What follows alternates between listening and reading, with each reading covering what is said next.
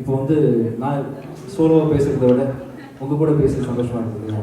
அதனால் நீங்கள் என்ன வேணாலும் கேட்கலாம், எக்கு தப்பாக கேட்கலாம், எல்லாத்துக்கும் பதில் இருக்கு. இதையும் யோசிக்க வேண்டாம், என்ன வேணால் பேசுங்க, ஒரு ஷேர் பண்ணலாம் ஜாலியாக. ஸோ பெண்கள்லேருந்து ஆரம்பிக்கலாமா, ஆண்கள்லேருந்து ஆரம்பிக்கலாமா? யார் இந்த ஊரில் வீரமானவங்க தெரிஞ்சுக்கலாமா? மைக்கு டக்குன்னு தொங்கி கேட்குறவங்க தான் வீரமானவங்க. ஸோ எல்லாருக்கும் வணக்கம். ரொம்ப நன்றி. பாரிஸுக்கு வந்து முதல்ல first time in Europe. So நாங்கள் வந்து ரொம்ப எக்ஸைட்டட் டு சி யூ. அவங்களோட வந்து இந்த எனர்ஜி சார், இப்போ நீங்கள் வந்து படமும் டைரக்ஷனும் சரி, ப்ரொடக்ஷனும் சரி, பாட்டும் சரி, இந்த மாதிரி கன்செப்டும் சரி, இது எப்படி சார் முடியும்? எல்லாம் உங்களால் தான் முடியும். எனர்ஜி வந்து தனியாக எடுத்துகிட்டு வாங்க. சின்ன வயசில் பார்த்தீங்கன்னா ரொம்ப கூச்சஸ் வருவாங்க எனக்கு. பஸ்ஸில் போயிட்டு இருக்கும்போது, நீங்கள் பஸ்லலாம் போயிருப்பீங்க இல்லையா சின்ன வயசில், ரைட் சைடில் 2 சீட் இருக்கும், லெஃப்ட் சைடு 2 சீட் இருக்கும். ரைட் சைடில் எங்கள் அம்மாவும் தனிச்சு உட்காந்துருப்பாங்க. ஊருக்கு வெளியே போகும்போது பஸ் ஸ்டாப்பில் நிற்கும் போது இது விற்பாங்க, வெள்ளரிக்காய் விற்பாங்க, வெள்ளரிக்காய் வைப்பாங்க, உப்பு போட்டு மாங்காய் கொடுப்பாங்க. அப்படி கொடுக்கும்போது வந்து எங்கள் அம்மா பக்கத்து சீட்லேருந்து எனக்கு பாஸ் பண்ணுவாங்க, மாங்காவை உப்பு தரும். 10 பேர் பார்க்குறாங்க, எதுக்கு நீங்கள் சாப்பாடுலாம் தரீங்க அப்படின்னு. வெக்கம் எனக்கு சார், வெளியே வந்து மாங்காய் வாங்கி சாப்பிட்றது வெக்கம். வீட்டில் பனின் போட்டிருக்க மாட்டேன், பயங்கர வெக்கப்படுவேன், கூச்சி சாப்பிடுவோம். ஏதோ ஒரு இன்ஃபீரியாரிட்டி காம்ப்ளெக்ஸ் இருந்துச்சு, ரொம்ப இன்ட்ரோவர்ட்டாக இருந்தேன். போக போக நம்மளாம் ஒரு நல்ல ஆள் தான் போட்டிருக்கு, மக்களால் நேசிக்க போகிற ஆள் தான் போட்டிருக்கு, நம்மளோட ஒரு பொட்டன்ஷியலுக்கு போடுற நம்பிக்கை கொடுத்ததே வந்து நீங்கள் தான். இப்போ initial stage of my career பார்த்தீங்கன்னா நிறைய பேசியிருக்க மாட்டேன், இந்த மாதிரி வைப்பில் இருக்க மாட்டேன். அது எல்லாமே உங்கள்கிட்ட இருந்து நான் எனர்ஜி எடுத்துக்கிட்டு நான் வந்து தைரியமாக உட்காந்துருக்கேன். இத்தனை பேர் சுற்றி இருக்கீங்களே, நான் எதுக்கு கூச்சல் பண்ணணும்ல? உண்மையாக மற்றபடி இந்த பாரிஸில் வந்து உங்களுக்கு எப்படி ஃபீல் ஆகும் ஃபர்ஸ்ட் டைம் இன் யூரோப்? ரொம்ப ரொம்ப நல்லா இருக்குது. ஆக்சுவலாக என்ன மக்கள் இருக்கீங்க, இதுவும் இந்தியா தான்ன்ற மாதிரி ஃபீல் தான் எனக்கு இருக்குது. ஆக்சுவலாக பாரிஸ் மாதிரியே ஃபீல் ஆகல, இது நம்ம ஊர் தான், நம்ம மக்கள் தான் இங்கே இருக்காங்க அப்படின்ற மாதிரி. பாரிஸ்ன்ற மாதிரியே அங்கே சத்தியமாக ஆகலை, நம்ம ஊரில் ஏதோ ஒரு ரூம் போட்டு உட்காந்து ஜாலியாக வைப் பண்ணிட்டு இருக்கோன்ற மாதிரி ஃபீல் தான் இருக்கேன். ஆக்சுவலாக பேர் தான் பாரிஸ், ஆனால் இது எங்கள் ஊர். இந்த கன்செப்ட் வந்து உங்களோட ரேப் பாட்டு வந்து அவ்வளோ எனர்ஜி, உங்களை பார்க்கும்போது அது தெரியும். அந்த பாட்டுக்கு வந்து அவ்வளோ ஒரு விஷயம். மக்கள் இப்போ நான் வந்து அந்த பழைய பாட்டெல்லாம் இப்போ எங்கள் மனசில் இருக்கு. ஸோ அந்த ஒரு எனர்ஜி வந்து இப்போவும் ட்ரான்ஸ்ஃபர் ஆகி கொண்டு இருக்கு. அப்போ அதோட சீக்ரெட் ஏதாவது சொல்ல முடியாது? சீக்ரெட் ஒன்றும் இல்லை, சாங்லேயே இருக்குது. ஆக்சுவலாக நான் வந்து எப்படி ஆளுன்னு எனக்கே தெரியல, குட்டத்தை மட்டும் எழுதி வச்சிருக்கேன் ஒரு டைமில். இப்போது மற்றவங்க டீகோட் பண்ணுறது வேறு, என் சாங்கை நானே டீகோட் பண்ணுறேன்.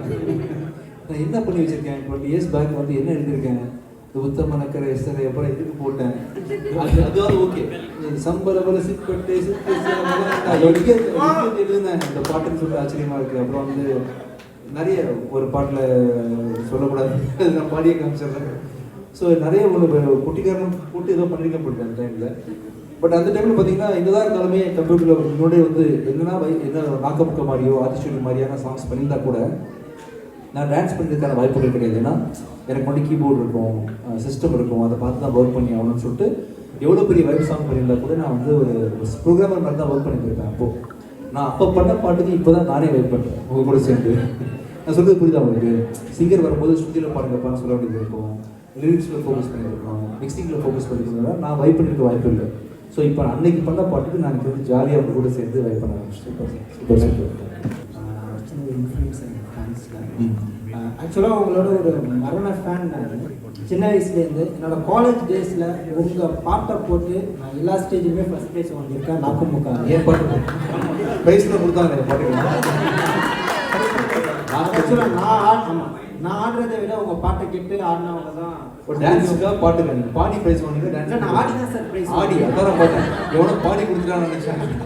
அங்கே போய் அம்மா அப்படின்னு எப்படி கொடுத்தான் ஆடி வாங்கிருக்கீங்க.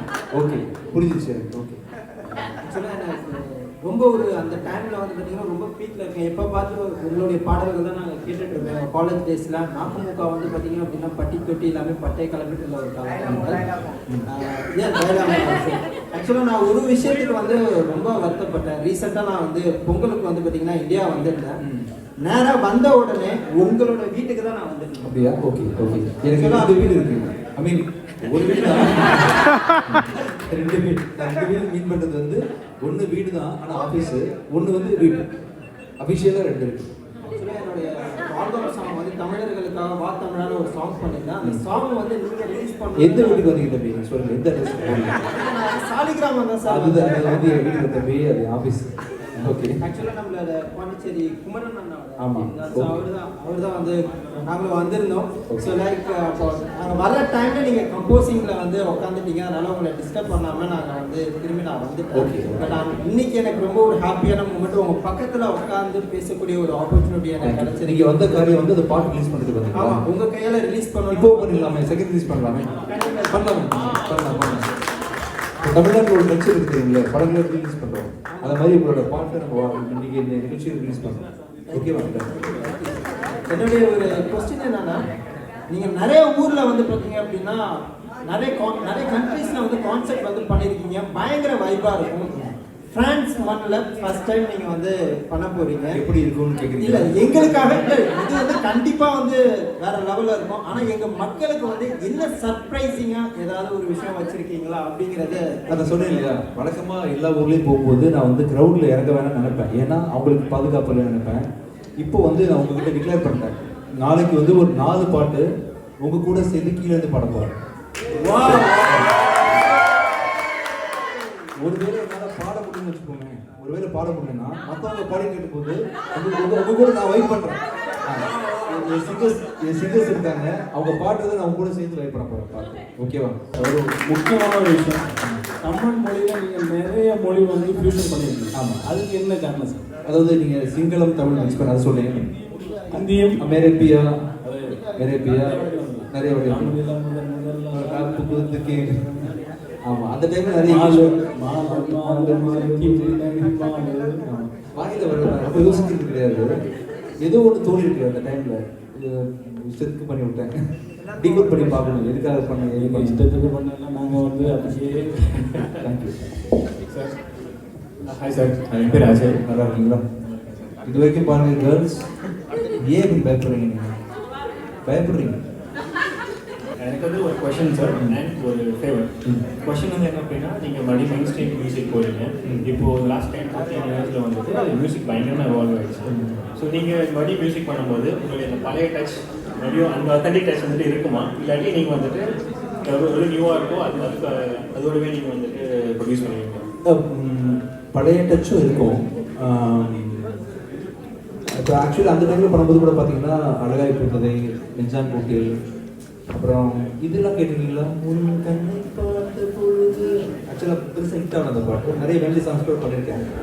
ஈவன் அவள் அப்படி உண்டு மனக்கு இல்லை, ஈவனாக வந்து பேலன்ஸ் பண்ணலாம், வைபும் பண்ணலாம், டிபெண்ட்ஸ் ஆன் தி இது பண்ணிடலாம்.